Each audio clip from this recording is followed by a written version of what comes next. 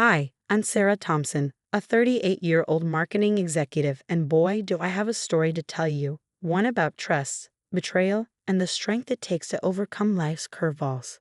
5 years ago, I thought I'd hit the jackpot when I married James.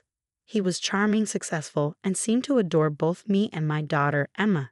Emma was from my previous marriage, and James brought his son, Tyler, into our new family. I was determined to make it work, treating both kids equally and with all the love I could give. Emma, sweetheart, how about we invite Tyler to join us for movie night?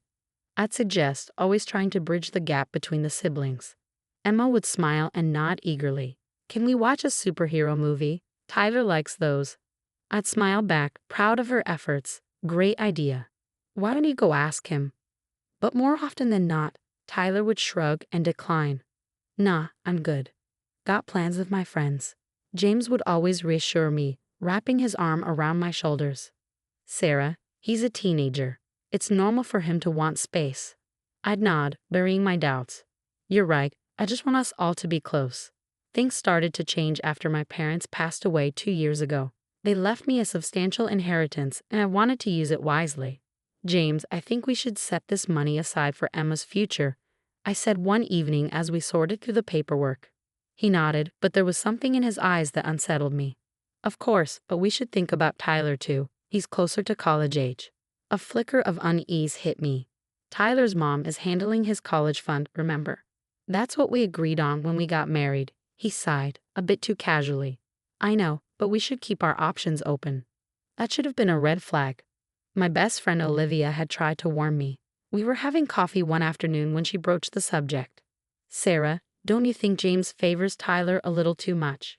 She asked gently. I bristled at first. What? No, he loves both kids equally. Olivia raised an eyebrow. Are you sure? I've seen how he is with them. It's different. I brushed it off. Blending families is hard, Liv. We're still figuring it out. But her words lingered, and I nodded as she added, just keep your eyes open. And remember, I'm here if you need me. Over the next few months, a gnawing feeling began to grow. Our finances seemed off.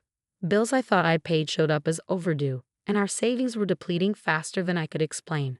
James, have you noticed anything strange with our bank statements? I asked one evening. He barely glanced up from his phone. Nope. Everything's fine. Why? I hesitated. I don't know. Something feels off. His eyes finally met mine, his expression unreadable. Sarah, you worry too much. I've got everything under control. I wanted to believe him. But one evening, while going through our joint account, I spotted it. A $5,000 withdrawal I knew I hadn't made. My heart raced as I dug deeper. The more I looked, the worse it got. Multiple large withdrawals, passwords changed without my knowledge. Panic set in. That night, I called Olivia. Liv, I think something's really wrong, I said, my voice trembling. What's going on? She asked, concerned. I spilled everything. The withdrawals, the locked accounts, James's strange behavior. Sarah, this sounds serious. I think you need help. I know a private investigator, Mike Carson. He's discreet and thorough. Want me to give him a call? I hesitated but agreed. A week later, Mike called me to his office. The grim look on his face told me everything. I knew what was coming before Mike even opened his mouth. Mrs. Thompson, I'm afraid I have some bad news, he began. As he laid out his findings, it felt like the ground was crumbling beneath me. James hadn't just been making a few unauthorized withdrawals. He'd been systematically embezzling money from our joint account.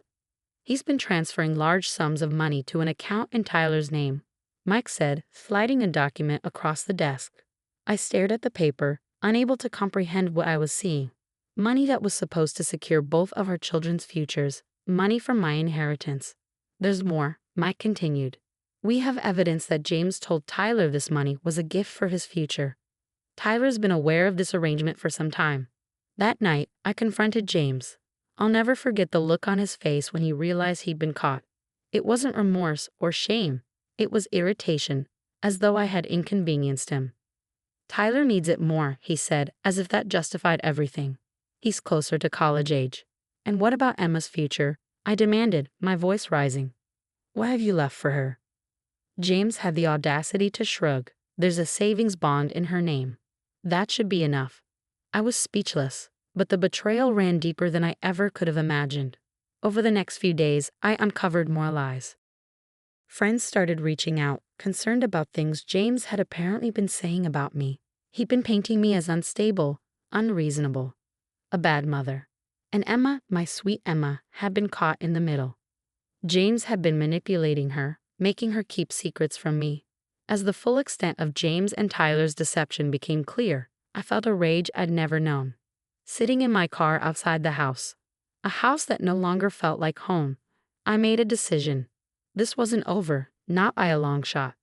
James and Tyler might think they'd won, but they had no idea what was coming. I was done being the victim.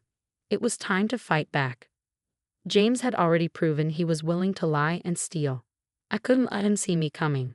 The next morning, I called in sick to work and met with Lisa Chen, a divorce lawyer Olivia had recommended.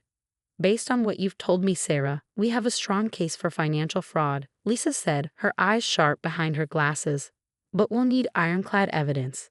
Can you get access to all your financial records? I nodded, determination hardening my resolve. I'll find a way. At home, I played the role of the dutiful wife, pretending I'd moved past my suspicions. James bought it, hook, line, and sinker. I'm glad you've come around, honey, he said one night, kissing my cheek. I knew you'd understand eventually. I forced a smile, bile rising in my throat. Of course, dear, I trust you. Meanwhile, I was gathering evidence like my life depended on it. I reached out to my company's IT department, spinning a story about a personal project. Hey Sarah, chirped Alex, a resident tech whiz. What can I do for you? I'm working on tracking some old transactions for a side gig, I lied smoothly. Any tips on how to trace digital money transfers? Alex's eyes lit up. Oh, I've got just the tools for that. Let me show you. Armed with Alex's tech know-how, I dug deeper into our finances. The more I uncovered, the worse it got. James hadn't just been stealing from me, he'd been cooking the books at his own company too. That night, I anonymously tipped off his company about the embezzlement. This wasn't about revenge, it was about justice. A few days later, all hell broke loose. James came home in a panic, his face ashen. Sarah, we need to talk, he said, his voice trembling. I steel myself. This was it. Yes, we do, James. He launched into a frantic explanation, spinning tales of misunderstandings and mistakes, begging me to help him cover his tracks.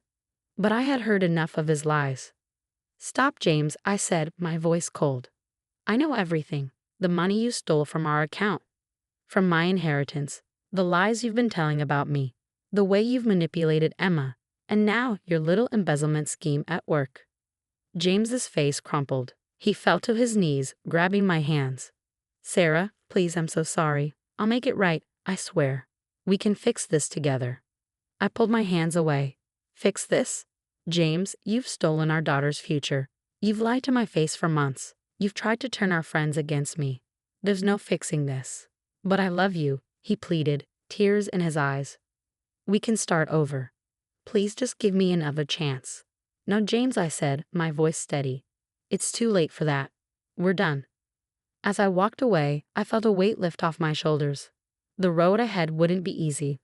But for the first time in months, I could see a future where Emma and I were free from the lies and betrayal. The next few weeks were a whirlwind. I remember sitting at the kitchen table, Emma doing homework beside me, when my phone buzzed with a news alert. The headline screamed, "Local accountant under investigation for major fraud." My hands shook as I read the article. Emma looked up, concern in her eyes. Mom, what's wrong? I forced a smile. Nothing, sweetie. Just some work stuff. But I knew I couldn't shield her from the truth for long.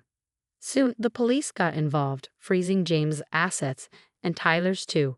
I filed for divorce that same day, citing financial abuse and fraud. My lawyer, Lisa, was a godsend through it all. We've got him, Sarah, she said, her voice fierce. He won't get away with this. As the truth came to light, our friends and family were stunned. I'll never forget the look on my in-laws' faces when they learned what their son had done. We had no idea, James's mother sobbed.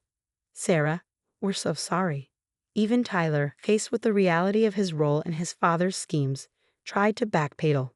One day, he showed up at our door, all his bravado gone. "Sarah, I swear, I didn't know where the money was coming from," he pleaded. I just shook my head. "Save it, Tyler. You're old enough to know right from wrong." The hardest part was telling Emma. We sat her down one evening and I explained as gently as I could about her father's betrayal. "But why, Mom?" she asked, tears streaming down her face. "Why would Dad do this?" I pulled her close. "I don't know, sweetie. But we're going to be okay, I promise." I enrolled Emma in therapy to help her cope with everything. 2 years later, life looks very different. I'm thriving in my career, having earned a promotion last month. Emma, now 12, is excelling in school and has found a passion for soccer. "Mom, did you see that goal I scored?" she yelled, running off the field after a game. I scooped her up in a hug. "I sure did, champ. You were amazing." James is now serving time for his crimes, financially ruined. I've heard through the grapevine that Tyler is struggling, working a minimum wage job and living with his mom. As for me, I feel vindicated, stronger than I ever thought possible. Emma and I have built a stable, loving home, free from the toxic influences of our past. Looking back, I realize that while the betrayal nearly broke me, it also showed me just how resilient I am. Emma and I faced the storm together, and we've come out stronger on the other side. Our future is bright, filled with love, trust, and endless possibilities. And that's a happy ending I never saw coming. Now I have a question for you. If you were in my shoes, would you have given James a second chance? Or do you believe some betrayals are too deep to forgive, even when it comes to family? Share your thoughts in the comments below.